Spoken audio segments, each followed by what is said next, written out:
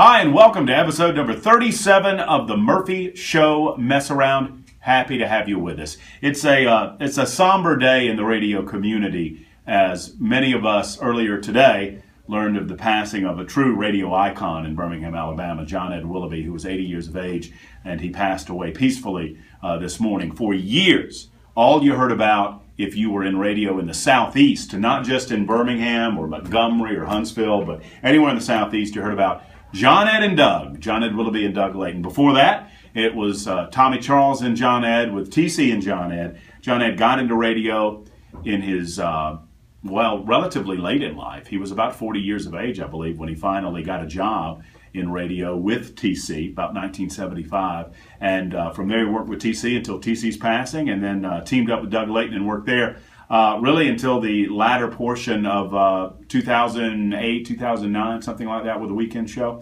So we thought it would be appropriate if we went around on the mess around and shared a few John Ed and Doug memories from the WAPI crew. One of my favorite John Ed memories, I got to work the morning show with him and Doug Layton.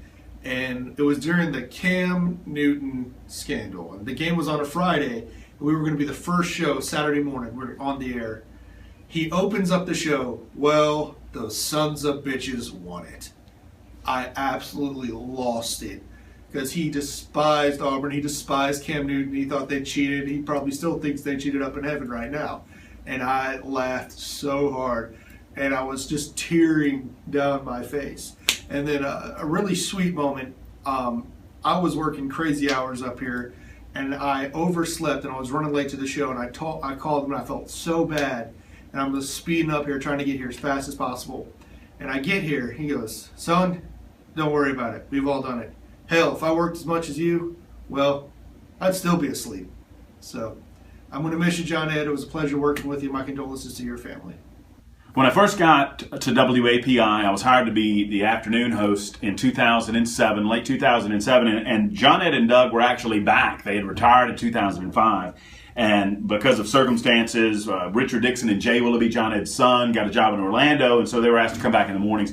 They were so gracious. They invited me on the show. They asked the Birmingham community to embrace me. One of my favorite stories, and I say this with love, I'm listening to John Ed and Doug one morning, and they'd kind of become the two older guys on the front porch talking to us every morning, and you know the accents, you know the way that they spoke, and Doug was expressing his like of a particular song, and I kind of like that song. It's a little rock and rollish, but you know it's got a beat, John Ed.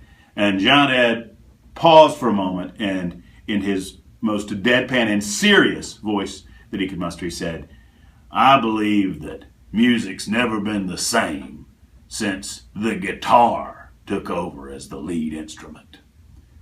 To which Doug responded, "Didn't that happen in 1953?